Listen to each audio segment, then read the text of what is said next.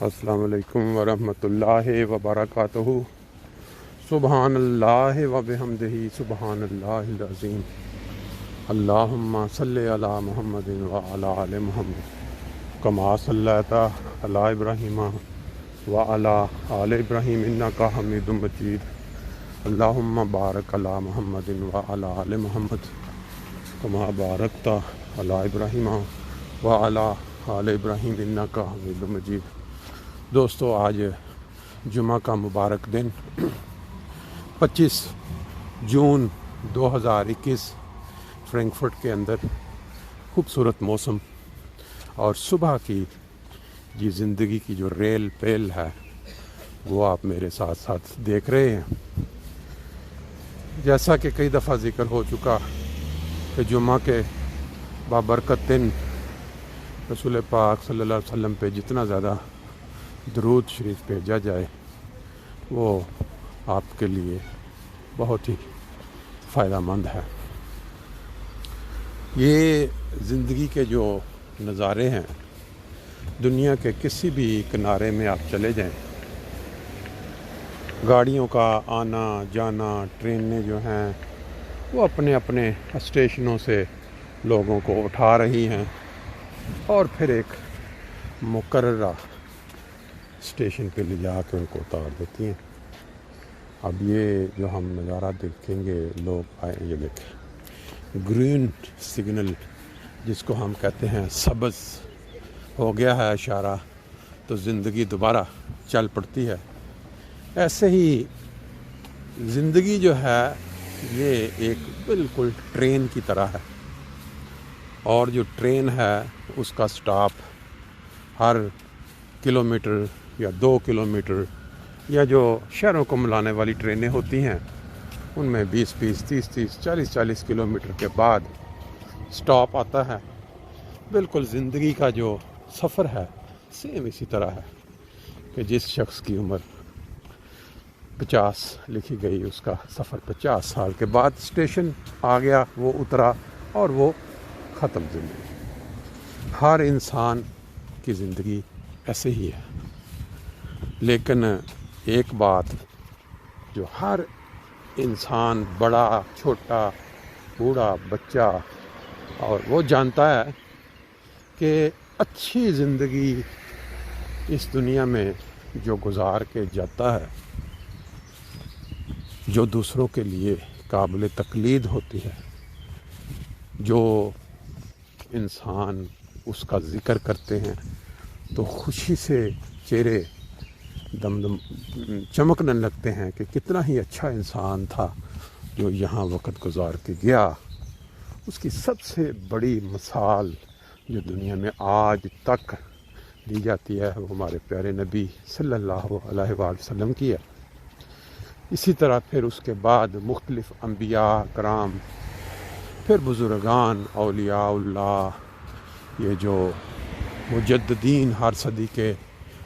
اوپر ایک مجدد آئے، ان کی جب مثالیں دی جاتی ہیں تو ان کے واقعات جب انسان سنتا ہے تو کہتا ہے کہ کیا آئیڈیل زندگی تھی خدا تعالیٰ کی جو بتائی ہوئی، اور انبیاء کی جو دکھائی ہوئی، کیا آئیڈیل زندگی اس کے مطابق ان بزرگوں نے، ان لوگوں نے زندگی گزاری۔ آج ہم جو فرینکفرٹ کے اندر یہ نظارے آپ کو دکھا رہے ہیں، بڑے پرسکون، یہ جو پرندے آپ دیکھیں، یہ سائڈوں پہ بہت سارے پرندے آپ دیکھ رہے ہیں، اس میں کبوتر ہیں کافی زیادہ اور دوسرے پرندے۔ ان کو کسی بھی انسان سے کوئی خطرہ نہیں ہے کہ کوئی مجھے اچانک آئے گا آ کے مار دے گا۔ وہ بڑے آرام کے ساتھ اپنی خوراک زمین کے اندر تلاش کر رہے ہیں، کھا رہے ہیں۔ لیکن اس دنیا میں جو انسان ہے، ان انسانوں سے دوسرے انسانوں کو آج اتنا خطرہ ہے، اتنی زیادہ تکلیفات۔ آپ پاکستان میں آپ دیکھیں، بات تھوڑی سی ہے تو کڑوی، لیکن یہ ہے کہ پچھلے کتنے سالوں سے کتنے سالوں سے ایک آگ جس کو کہتے ہیں وہ بھڑک رہی تھی، یا وہ کہتے ہیں کوئلے کی سلگ رہے تھے کوئلے، ان سے دھواں اٹھ رہا تھا، لیکن لوگوں نے آنکھیں بند کی ہوئی تھیں. جو قانون تھا وہ بھی سویا ہوا تھا. وہ تھا مدرسوں کے اندر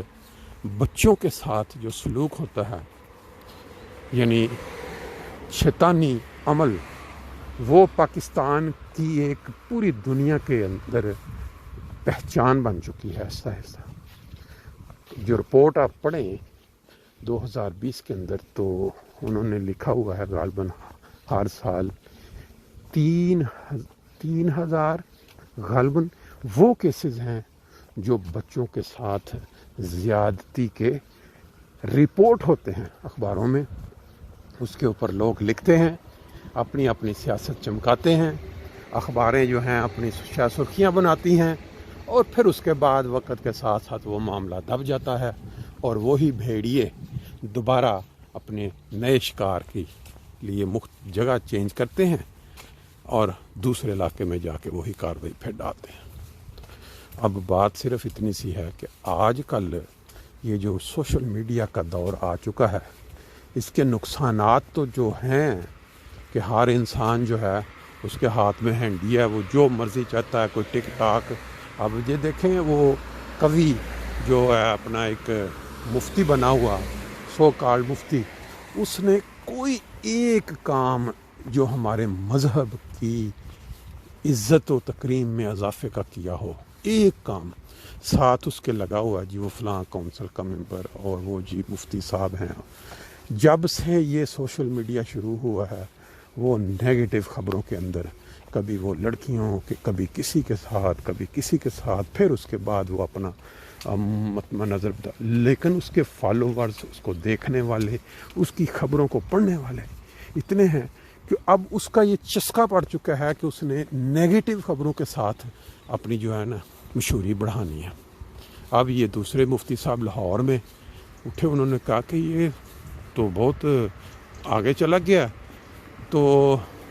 ایک آدمی نے ان کی ویڈیو بنا کے اب وہ بھی اریسٹ. ابھی کل کی خبر ہے کہ چنیوٹ میں ایک شیعہ رہنما بہت مقبول ترین، ان پہ بھی وہ یہ ویڈیوز وائرل ہوئی ہیں اور وہ بھی اب فرار ہو چکے ہیں،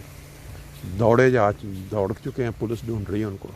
اور پنڈی میں، اسلام آباد میں، پاکستان کا کوئی علاقہ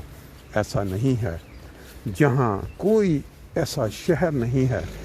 جہاں یہ مدرسے قائم نہ ہوں، اور پھر مدرسے جہاں جہاں قائم ہیں وہاں یہ زیادتی نہ ہو. پرابلم یہ ہے کہ ہمارے معاشرے کی ایک جو شخص ہے جب بچپن میں وہ وقت گزارتا ہے تو اس کو لازمی کوئی نہ کوئی ایسا لمحہ یا ایسا وقت کا سامنا ضرور ہوا ہوتا ہے کہ یہ جو اس طرح کے ذہن رکھنے والے لوگ ہیں، جن کو ایسی جگہوں سے خوف نہیں آتا، یہ جو جگہ ہے اس کا خوف اگر انسان کو ہو تو شاید وہ ایسی حرکتوں سے باز آ جائے. لیکن ہمارے معاشرے میں بچپن کے اندر یہ مفتی، مولوی یا پڑھانے والے تو اب کی بات شروع ہوئی ہے،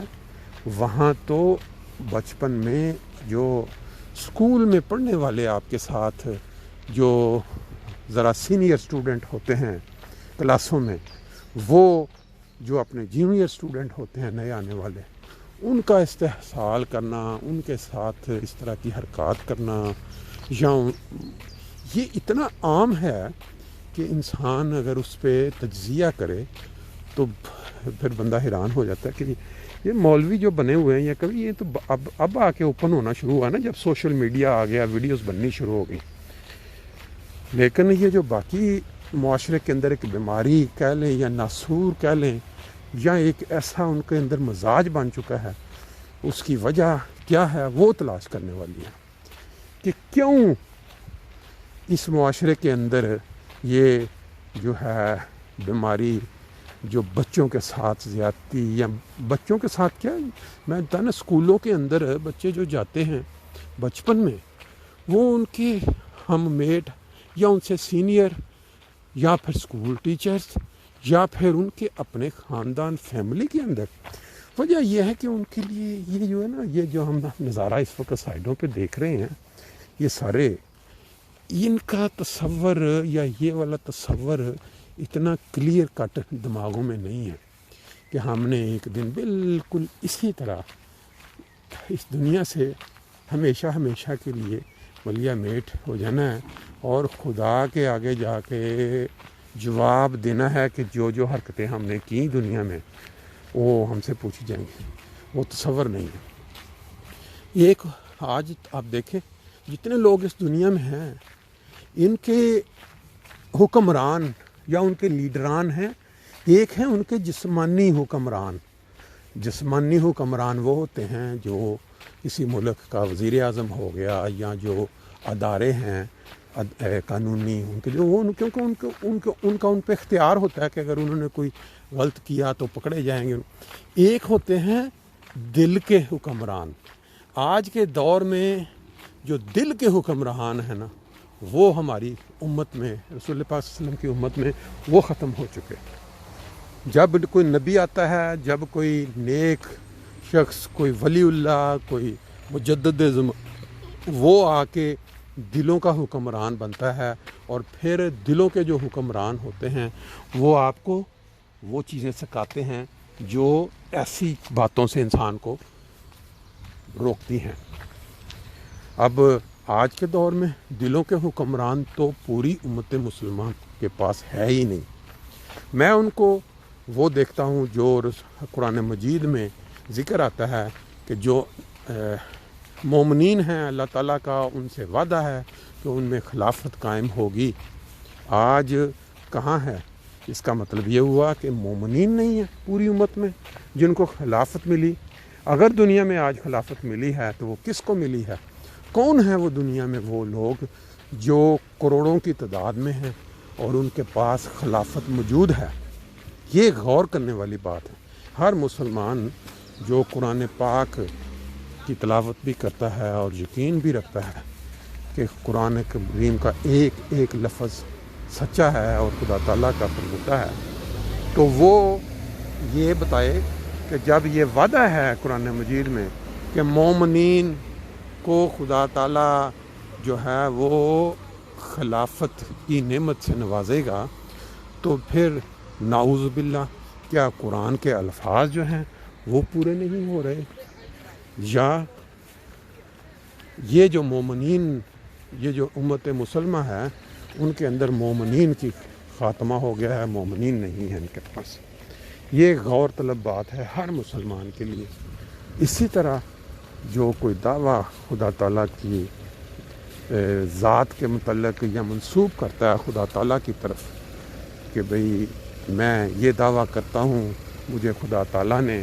یہ والا منصب دے کے، کوئی بھی منصب آپ لے لیں، اس دنیا میں بھیجا ہے، تو خدا تعالیٰ قرآن مجید میں فرماتا ہے کہ میں اس کو، اگر وہ جھوٹا ہے، نبوت کا دعویٰ لے لیں،